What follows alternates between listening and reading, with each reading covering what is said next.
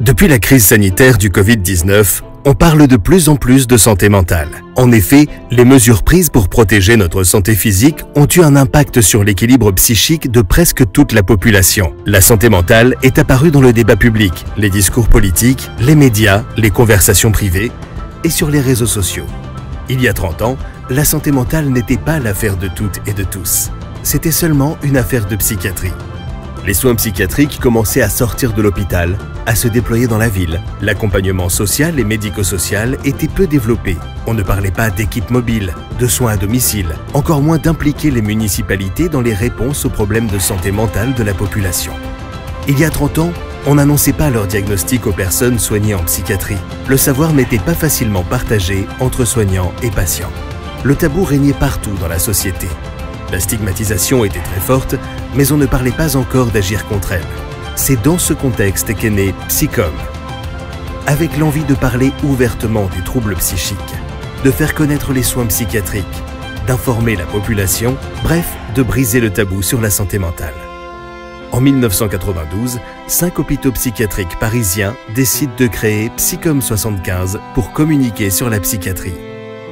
Aujourd'hui, Psycom est devenu un organisme national d'information sur la santé mentale et de lutte contre la stigmatisation.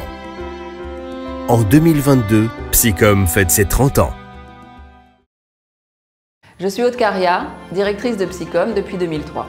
Dès son origine, la boussole de Psycom a été les droits humains et la citoyenneté en santé mentale. Il y a 30 ans, il était vraiment urgent d'informer sur les troubles psychiques, de faciliter aussi l'accès aux soins et de faire respecter les droits des personnes soignées en psychiatrie et surtout de prendre en compte leur point de vue. Tous ces sujets étaient mal connus de la population. On pensait encore que l'hôpital psychiatrique était le seul lieu pour se soigner. C'est pourquoi Psycom s'est d'abord adressé aux médecins généralistes parisiens pour leur faire connaître les centres de soins ambulatoires au coin de la rue, en éditant le premier guide de la psychiatrie publique à Paris. Dans les années 90, les premières brochures d'information ont été diffusées, ainsi que le journal Paris Psy. Au fil des ans, notre mission d'information s'est vraiment beaucoup développée. Nous avons acquis une expertise pour produire une information de qualité, c'est-à-dire une information fiable, accessible et indépendante.